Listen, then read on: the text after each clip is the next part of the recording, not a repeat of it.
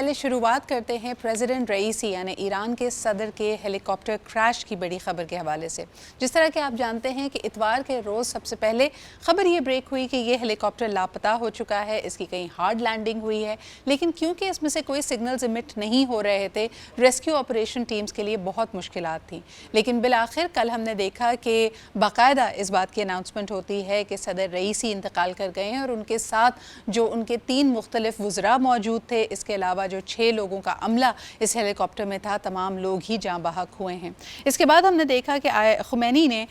جو ایرانی خمینی ہیں انہوں نے فرسٹ وائس پریزیڈنٹ محمد مخبر کو انٹرم پریزیڈنٹ تعینات کیا ہے۔ 5 دن کے سوگ کا اعلان کیا گیا ہے ایران میں، اور اس سے بھی بڑھ کر یہ کہ ڈیپٹی فارن منسٹر علی بغیری کانی کو ایکٹنگ فارن منسٹر کے طور پہ فوری طور پہ تعینات کیا گیا ہے۔ پوری دنیا سے افسوس کا کنڈولنسز کا سلسلہ جاری ہے۔ پاکستانی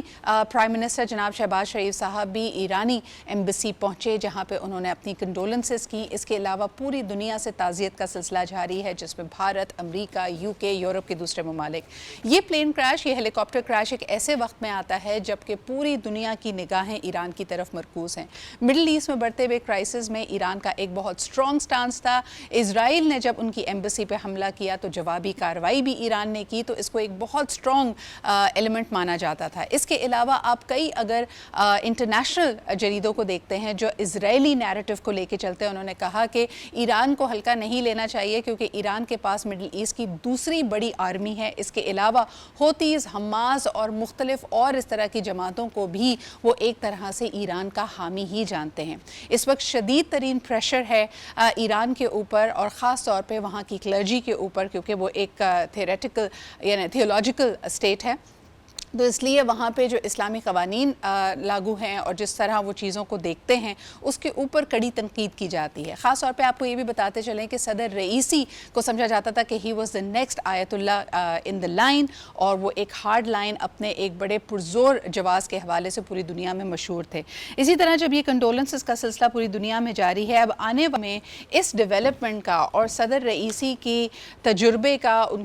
کے جو کہنا چاہیے کہ وزڈم کا نہ ہونا کیا خلیج پیش کرتا ہے، اور آنے والے دنوں میں ایران کا کیا سٹانس ہوگا۔ ایک اور چیز آپ کو بتاتے چلیں کہ اسرائیل میں انفارچونیٹلی اس ہیلی کاپٹر کریش کے بعد کئی ایسی تصاویر، کئی ایسے جریدے اور جو ان کے خلاف ان پہ تنقید کرنے والے لوگ تھے، بیکاز یقیناً سب سے بڑا حریف اسرائیل اپنا ایران کو مانتا ہے اور سب سے زیادہ خطرہ بھی اسی کو جانتا ہے مڈل ایسٹ میں۔ وہاں پہ انفارچونیٹلی لوگوں نے سیلیبریٹ کرتی ہوئی اور کچھ بڑی تلخ باتیں کرتی ہوئی ٹویٹس بھی کی ہیں، لیکن دوسری طرف اسرائیلی حکام نے آفیشلز نے اس سے تقریباً یعنی پوری طرح سے اپنی انوالومنٹ کو اس میں ڈینائی کیا ہے۔ ہمارے ساتھ سینئر جرنلسٹ اور تجزیہ کار عامر ضیاء صاحب موجود ہیں، آئیے ان سے جانتے ہیں کہ آنے والے دنوں میں کیا اثرات مرتب ہوں گے اس ڈیولپمنٹ کے on the politics and the developments in the region. السلام علیکم عامر صاحب۔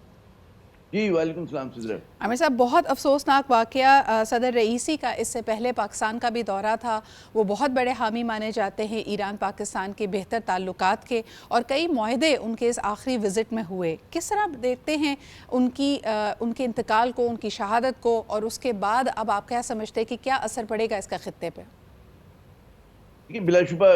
واقعہ تو ایسا ہے کہ جیسے آپ نے فرمایا کہ پوری دنیا کی توجہ ہے اس وقت نظر ایران کی طرف لگی ہوئی ہے۔ ایسے وقت ان کے جو اعلیٰ جو قیادت ہے ان کا اس طرح سے جو ہے جاں بحق ہو جانا تو بہت سارے سوالات کو جنم دیتا ہے، لیکن ہمیں ایک سمجھنا یہ چاہیے کہ ایران کا جو پولیٹیکل سسٹم ہے، سیاسی نظام جو ہے، وہ ایک مضبوط نظام ہے، اور اس میں یقیناً ایک فرد کا بہت اہم کردار ہوتا ہے پالیسیز کو اس کے تعین کرنے میں، اس کو ایک طرف لے کے جانے میں۔ لیکن ہمیں یہ بھی سمجھنا چاہیے کہ کیونکہ نظام مضبوط ہے تو آپ یہ نہ سمجھیں کہ ان کی پالیسیز پہ کوئی اثر پڑے گا۔ ایک دھچکا تو لگا ہے جو میں سمجھتا ہوں کہ امیڈیٹ ٹرم میں ہے، لیکن اگر آپ مڈ ٹو لانگ ٹرم کی بات کریں تو ایران کی جو قیادت ہے، جیسے انہوں نے فوراً بتا دیا کہ جی ان کے کون ان کی جگہ پر کرے گا، اس کے بعد انتخابات 50 روز کے اندر ہوں گے، تو میں سمجھتا ہوں کہ پالیسیز کا تسلسل ہی رہے گا۔ اچھا، یہ بڑی آپ نے اہم بات کی ہے کیونکہ آیت اللہ اور خمینی یعنی ان کے بارے میں بڑا کلیئرلی کہا جاتا ہے کہ جو فائنل سے ہوتی ہے فورن پالیسی کو لے کے، بالخصوص ایران کے نیوکلیئر پروگرام کو لے کے، وہ ان کی ہے۔ تو آپ نے بالکل بجا فرمایا کہ فوری اور میرے خیال میں مڈ ٹرم میں تو پالیسیز میں کوئی بڑی رد و بدل نہیں ہے۔ دوسری طرف آپ یہ بھی دیکھیں عامر کہ ان کے آئین کے مطابق، ایرانی آئین اسلامک کانسٹیٹیوشن کے مطابق، اگلے 50 روز میں ان کے صدارتی انتخابات کا ہونا بھی لازمی ہے. کس کو دیکھ رہے ہیں ایز اے کنٹیسٹنٹ آپ, اور اس کا کیا اثر پڑے گا؟ دیکھیں یہ تو خیر بہت مشکل ہے, اس لیے کہ ظاہر ہے کہ جو کوئی فورن افیئرس کے جو لوگ ماہر ہوں گے, لیکن ظاہر ہے کہ وہاں پہ جو بھی قیادت آتی ہے تو وہ انہی کے سسٹم کا حصہ, جیسے کہ چائنیز کمیونسٹ پارٹی میں آپ کو پتا ہوتا ہے کہ جی یہ لوگ جو ہیں پہلے سے ان کی ایک نشاندہی کی ہوئی ہوتی ہے, تو بہت ہی آرگنائز قسم کا وہاں پہ وہ ہے, جیسے کہ آپ نے خود فرمایا کہ ان کا نیٹ ورک ہے, ان کی جو کلرجی ہے, اور اس کے خلاف ہم نے دیکھا کہ عرصے سے مغربی دنیا رہی ہے, جی اور اس کے رہنے کے باوجود آپ دیکھیں کہ انہوں نے اپنے آپ کو سسٹین بھی کیا ہے. جی یقیناً مشکلات کے شکار رہے ہیں, ان کو بڑی پابندیاں لگی ہوئی ہیں, اور بعض اوقات یہ بھی میں دیکھتا ہوں کہ مغربی دنیا جو ہے دشمن کو تخلیق کرتی ہے جی اور اس کو اتنا بڑھا چڑھا کر پیش کرتے ہیں تاکہ ان کے پاس جواز آ سکے آج یا کل یا مستقبل میں اگر کوئی کارروائی کرنی ہو. تو ایران اچھا جو ہے اس پورے لینڈ مائن سے بڑی احتیاط سے گزر رہا ہے کہ جناب وہ اپنی پالیسیز پہ بھی گامزن ہے, وہ کہیں پر جھکتا بھی نہیں ہے, بعض اوقات وہ گفتگو بھی کرتا ہے, لیکن جو ان کے اہداف اس کی طرف بڑھ رہے ہیں, لیکن ان کے لیے بالکل. آسان نہیں ہے, عامر صاحب میں معاملات چاہوں گی آسان نہیں ہے, کیونکہ بہت چیلنجنگ صورتحال ہے. بالکل جی حال ہی میں کیونکہ صدر رئیسی کا پاکستان آنا ہوا تھا, کئی جو سینئر ہمارے جرنلسٹ ہیں ان کی ملاقات بھی ہوئی تھی, کیونکہ ایک اشاعیہ دیا گیا تھا پاکستانی پرائم منسٹر کی طرف سے. آپ صدر رئیسی کی لیگسی کو کیسے دیکھتے ہیں؟ مجھے بڑی حیرت ہوتی ہے کہ ہمارے جریدوں سمیت, ہمارے اخبارات سمیت انٹرنیشنلی بار بار صدر رئیسی کو ایز اے ہارڈ لائنر, یعنی یہ الفاظ ہیں ان کے جو بار بار استعمال کیے جا رہے ہیں. امریکہ نے بھی جو کنڈولنس کیا اس کے اندر باقاعدہ اس نے اپنی آفیشل کنڈولنس کا اظہار کیا ہے, یعنی he is definitely not liked by the western circles for his strong stances. لیکن مجھے بتائیے کہ جس طرح یونائٹڈ نیشنز میں کھڑے ہو کے صدر رئیسی نے اس بات کے اوپر بڑے برملا اپنا ایک بڑا اسٹرانگ سٹانس دیا, جبکہ ویسٹ میں ہم دیکھتے تھے کہ نعوذ باللہ قرآن کو جلانے کے بہت سارے واقعات سامنے آ رہے تھے, تو جس طرح انہوں نے ایک مسلم امہ کا اور مسلمانوں کا موقف سامنے رکھا, ڈو یو ناٹ فیل کہ that makes him a hero of sorts for the entire مسلم امہ؟ کیونکہ مسلم امہ جو ہے, ہم لوگ تو یہاں سے بیٹھ کر کہتے ہیں کہ مسلم امہ نام کی کوئی چیز ہے, لیکن ہمیں حقیقت یہ ہے کہ مسلم امہ جو ہے بہت زیادہ تقسیم ہوئی ہوئی ہے. جی آپ دیکھیں کہ جب اسرائیل نے ایران نے جوابی حملہ کیا تھا اسرائیل پہ, تو کئی مسلم ممالک جو تھے وہ فیسیلیٹیٹ اسرائیل کو کر رہے تھے. تو جو تصور ہے ہمارے یہاں کہ نیل کے ساحل سے لے کر تبخا کے کاشغر ہم لوگ ایک لڑی میں پروئے ہوئے ہیں, اور تمام اگر کہیں درد اٹھتا ہے تو پوری اس کو جو کہتے ہیں نا ہمارے پورے عالم اسلام اس کو محسوس کرتا ہے, تو ایسی صورتحال نہیں ہے. بدقسمتی آپ اس کو کہہ لیں. یقیناً ان کا جیسے آپ نے فرمایا کہ ریڈیکل تھے, ہارڈ لائنر, ظاہر ہے کہ جو بھی مغرب کے ہیجمنی سے اور جو اس وقت کرنٹ ورلڈ آرڈر ہے اس کے خلاف مزاحمت کرے گا, اس پہ ایک سوالیہ نشان کھڑا کرے گا, اس کو مغرب ہارڈ لائنر کہتی ہے. اور ہم نے دیکھا ہے کہ رئیسی صاحب جو تھے گزشتہ آپ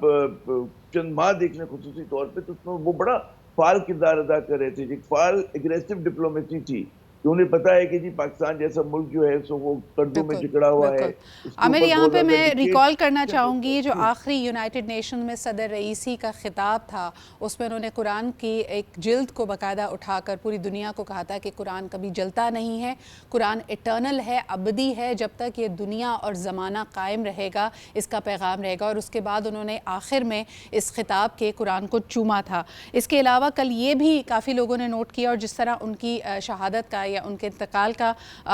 اناؤنسمنٹ کی گئی, تو یہ بھی مشہد سے ہوئی, اور مشہد میں ہم دیکھتے ہیں کہ امام رضا علیہ السلام کے روضے سے یہ اناؤنسمنٹ ہوئی. 3 سال پہلے جب صدر رئیسی نے حلف اٹھایا تھا تو بھی ان کے برتھ ڈے تھی امام رضا کی, اور آج بھی جب لوگ کہتے ہیں, اس بات کو بھی بڑا کوئنسیڈنٹل دیکھا جا رہا ہے کہ ان کی شہادت بھی ایک دفعہ آمد امام رضا کے ایک روز قبل ہے, یعنی آن دا ایو of that. Again, these are stories, but it's definitely weaving a perspective. 5 دن کا سوگ ہے ایران میں. کچھ اور کہنا چاہیں گے عامر اس حوالے سے؟ تو یہ جیسا آپ نے فرمایا, ظاہر ہے کہ جب کوئی بڑی شخصیت کا اس طرح سے حادثاتی طور پہ وہ جاں بحق ہوتی ہے, جیسا آپ نے فرمایا کہ بہت سارے اس کے حوالے سے جو ہے مطلب مت بھی ایک کہتے ہیں بنائی جاتی ہے, لیجنڈ بھی بنتا ہے, اس میں حقیقت بھی ہوتی ہے, اس کے جو چاہنے والے ہوتے ہیں اس میں وہ چیزیں تلاش کرتے ہیں, وہ اشارے تلاش کرتے ہیں کہ جہاں سے ان کو ایک امید مل سکے, وہ لوگ جو ہیں مطلب آگے بڑھنے کی کوئی راہ اپنا سکیں. یقیناً اس وقت ایران کے لیے ایک سخت وقت ہے, مشکل وقت ہے, لیکن میں یہ سمجھتا ہوں کہ ان کی پالیسیز میں تسلسل رہے گا, اس کے اندر کوئی یقیناً مغرب کو ان پہ دباؤ اسی طرح برقرار ہے. لیکن ایک بہت ہی نازک موڑ پہ اپنی اعلیٰ قیادت کو کھو دینا، اور وہ بھی ایران جیسے ملک کا جہاں ہم سمجھ بہت بڑا دھچکا ہے، بہت بڑا دھچکا ہے، جیسا آپ بالکل درست کہہ رہی ہیں. لیکن اس کے باوجود ہمیں سمجھنا چاہیے کہ ایران نے دیکھیں جتنی جنگیں انہوں نے لڑی ہیں اور جتنی مشکلات جھیلی ہیں، تو یہ سمجھنا چاہیے کہ وہ اس مشکل سے بھی گزر جائیں گے، اور ان کے جو قیادت کا تسلسل ہے، اس کی جو پالیسیز کا تسلسل ہے، وہ اہم بات ہے کہ وہ برقرار رہتا ہے. تو اس سے ایک آدمی کے جانے سے یقیناً دھچکا ہے، لیکن اس میں کوئی بڑی ریڈیکل تبدیلی نہیں آ جائے گی. یہ نہیں ہوگا کہ اسرائیل پر ایران کا تصور بدل جائے گا، فلسطینیوں کی اگر وہ حمایت کر رہے تو وہ نہیں کرے گا، جو ان کا نیوکلیر پروگرام ہے، جو ان کے کور نیشنل انٹرسٹ ہیں، جس کو ہمیں ووٹ ویسے ابھی تک کوئی شواہد نہیں ملے. انونیمٹی کی شرط پہ کچھ اسرائیلی آفیشلز نے روئٹرز سے بات کرتے ہوئے کہا تھا کہ اس میں موساد یا پھر اسرائیل کی یا دوسری طرف CIA اور امریکہ کی کوئی انوالومنٹ نہیں ہے. لیکن یقیناً آپ بھی سوشل میڈیا دیکھ رہے ہیں، اس وقت بہت ساری جو گاسپ ہے، کانسپریسی تھیریز ہیں، وہ اس وقت گرما گرم بحث چھیڑے ہوئے ہیں. کیا آپ سمجھتے ہیں کہ اس میں کوئی بیرونی طاقت کا ہاتھ ہو سکتا ہے، یا آپ سمجھتے ہیں کہ یہ ایک حادثہ تھا؟ دیکھیں سوشل میڈیا کو میں تو کم از کم اتنی سنجیدگی سے نہیں لیتا ہوں جو اس میں گوسپ ہو رہی ہوتی ہے. بات یہ ہوتی ہے کہ کیا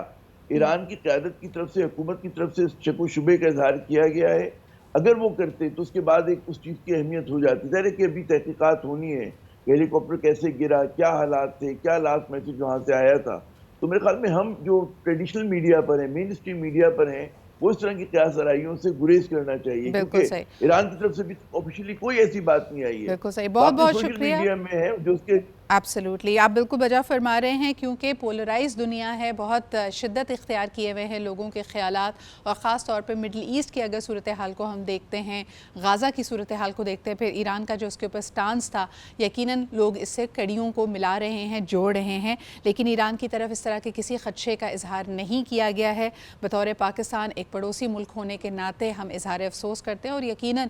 صدر رئیسی کی جو لیگسی ہے، جیسے میں نے کہا کہ مسلم امہ ان کو ہمیشہ یاد رکھے گی ایک بہادر مسلم لیڈر کے طور پہ، جنہوں نے ایک بڑے کڑے وقت میں، جہاں نظر آتا ہے جس طرح عامر بھی ابھی کہہ رہے تھے کہ پوری امہ بکھری ہوئی ہے، سب کو اپنے اپنے مفاد کی پڑی ہے، ایک کہیں نہ کہیں کسی درد مند کا، کسی مظلوم کا سٹانس لینے والے لیڈر کے طور پہ ان کو ہمیشہ یاد رکھا جائے گا.